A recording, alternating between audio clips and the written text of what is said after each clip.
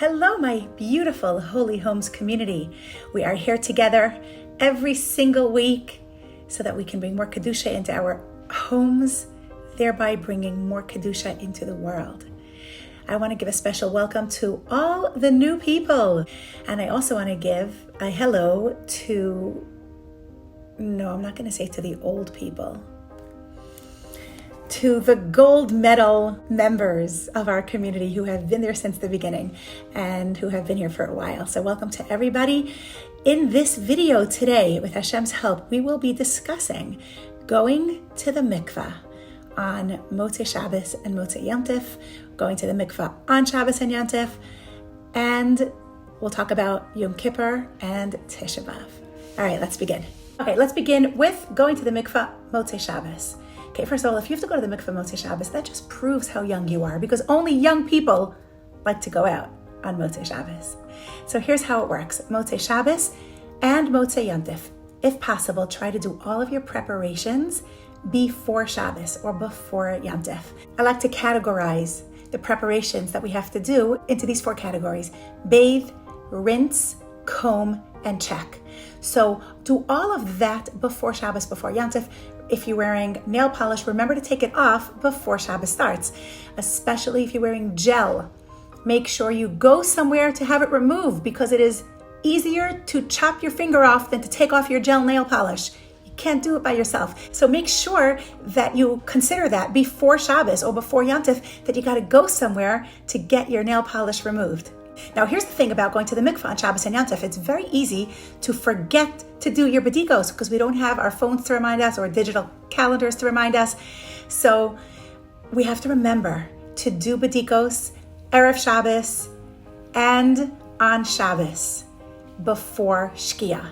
Or if it's a 2-day Yom Tov, got to remember to do both of those bedikos on both of those days, okay? So maybe you can write a reminder, stick it on the bathroom wall. You can ask your husband to remind you, but then you might end up having to remind him to remind you, and that defeats the whole purpose. Do whatever you need to do to remember to do those bedikos on Shabbos and Yom Tov. Now, on Shabbos and Yom Tov, even if you're going to the mikvah that night, you may eat chicken, you may eat meat. L'kavod Shabbos, l'kavod Yom Tov.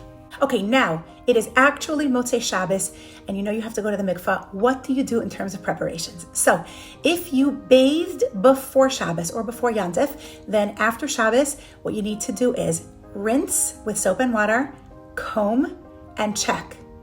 Then when you get to the mikvah, once again, rinse, comb, and check.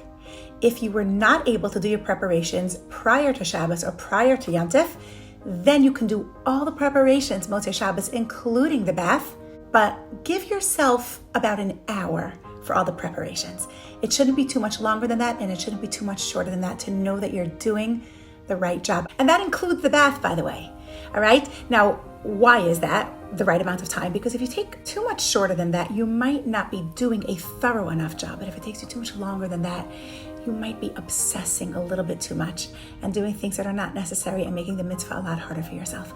Hashem does not want us to stress over his mitzvos. Hashem doesn't want us doing his mitzvos with inner chaos or with anxiety. No.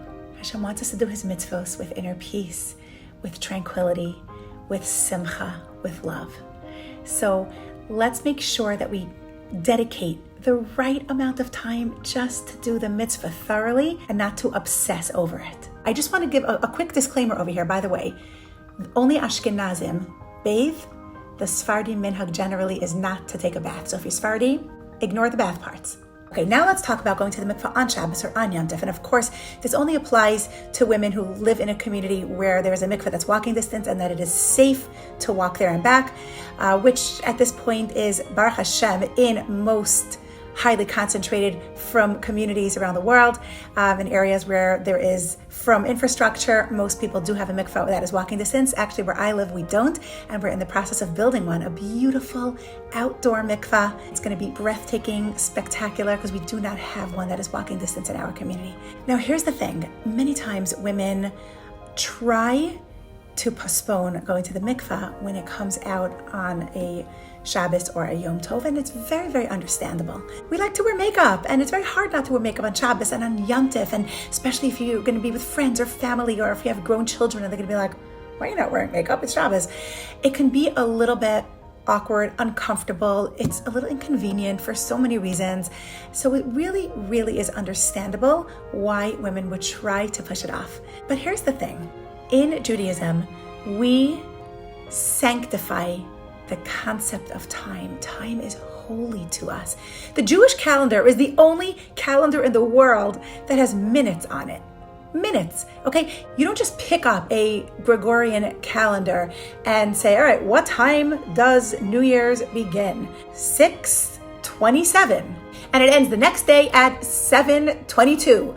No, that doesn't exist anywhere else other than by us. We know the exact minute Shabbos begins and ends. We know the exact minute of Shkia when we can do our bedikos, where we are all about every second. Time is so holy to us.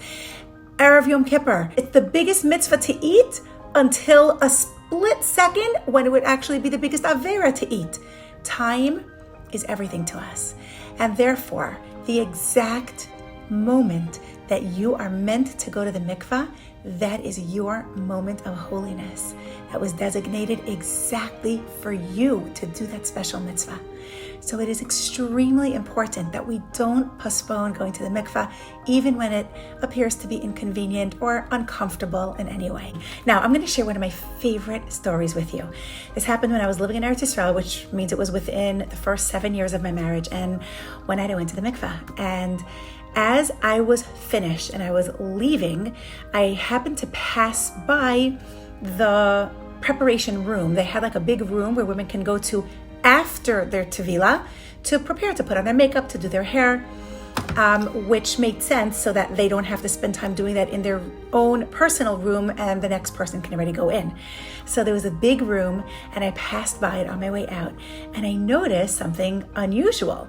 There was a woman sitting on a chair and a bunch of people fussing around her. There was a makeup artist doing her makeup. There was a sheitel macher fixing up her sheitel. There were people helping her put her shoes on. There was like a bunch of people around her. And I was very curious. And I asked somebody, what's going on here?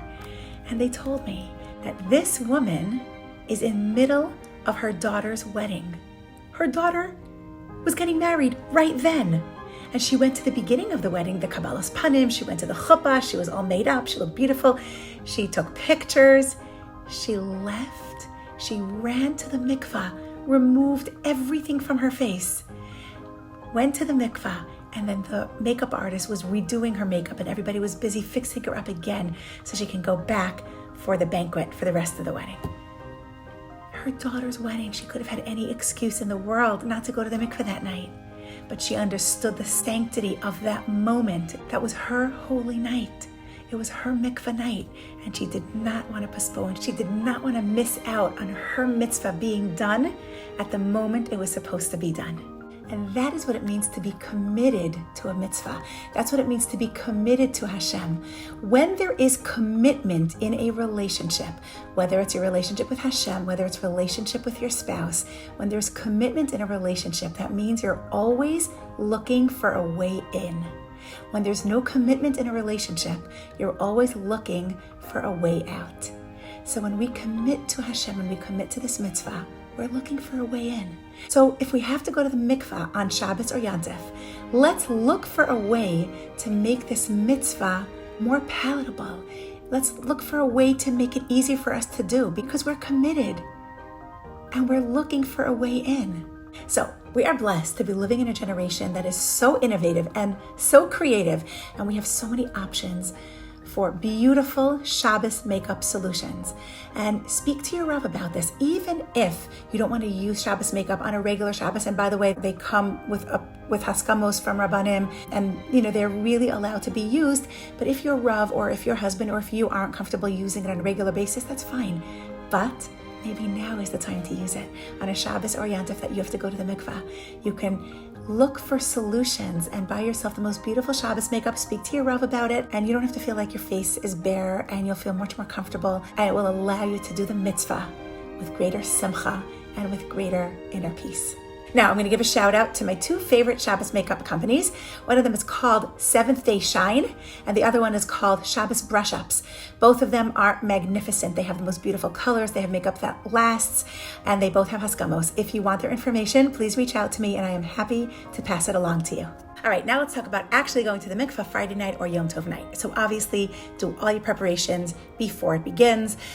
Bathing, rinsing, combing, and checking. Everything.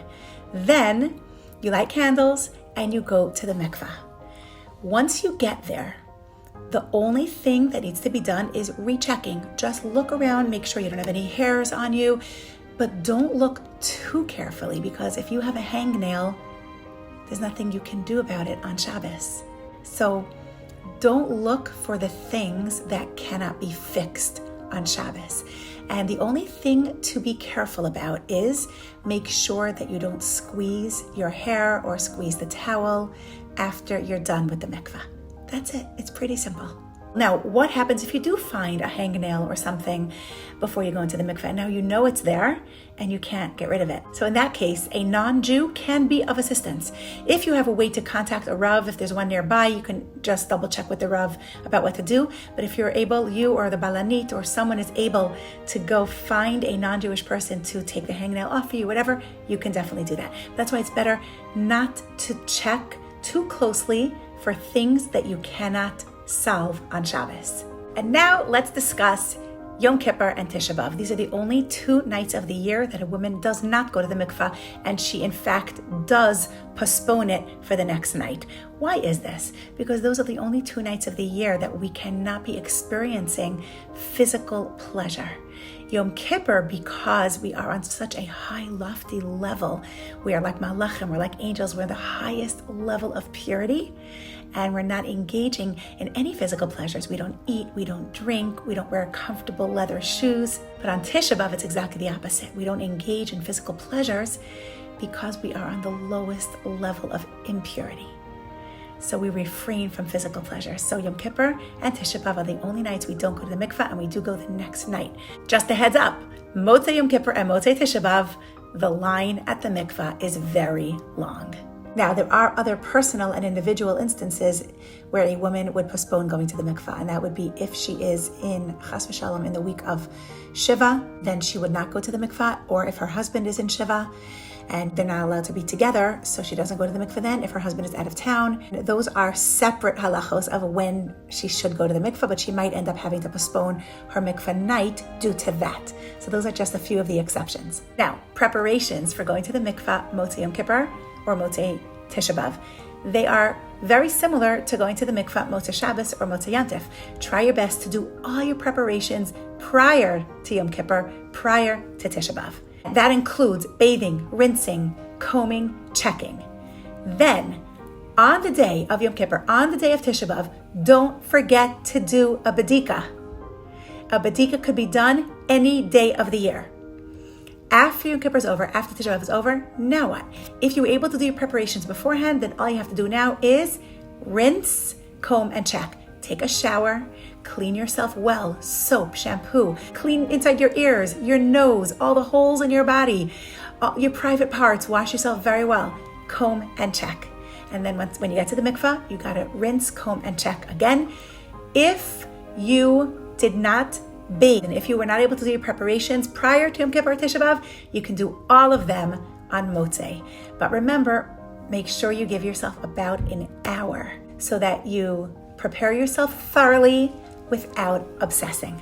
Now, after watching all of these videos and listening to all the halachos that we've been sharing with you about Taharas HaMishpacha, it's easy to think, why do we need so many details? Every little thing and every little hair has to be combed and in place, and why? Why is it necessary? So I just want to remind you about the most important parts in a relationship. In a loving and intimate relationship, we have our obligations, we have our duties that are necessary as part of our agreement and part of our commitment into these relationships. But where do you truly see the love that the other person has for you? We don't always necessarily feel deep levels of love and intimacy through our obligations and our chores. We do, however, feel tremendous love, tremendous intimacy in the details, It's how we do it. It's why we do it. It's the little parts of it that we're careful to pay attention to. The needs of the other person. When your spouse feels valued, when your spouse feels understood, when your spouse feels heard or seen, and we go out of our way to pay attention to the little details. That is how we experience love. That's how we experience intimacy. And that's how it is with our relationship with Hashem also.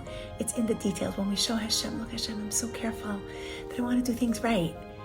I listen, I pay attention to what you want. Just like we each have love languages in our relationships, and we need to learn each other's love languages to know how to express love to them, Hashem also has a love language. Hashem says, you want to love me? I'll tell you how to love me. Do my mitzvos. So when we show Hashem that we're paying attention, that's how you want us to love you through the mitzvos. I'm going to do every little detail so that I can love you and I can develop a close and intimate relationship with you. And that's why we have so many details, because we have an opportunity to develop the closest, most loving, most intimate relationship with Hashem. Wishing you all the most amazing week. Looking forward to seeing you again next week. Love you all.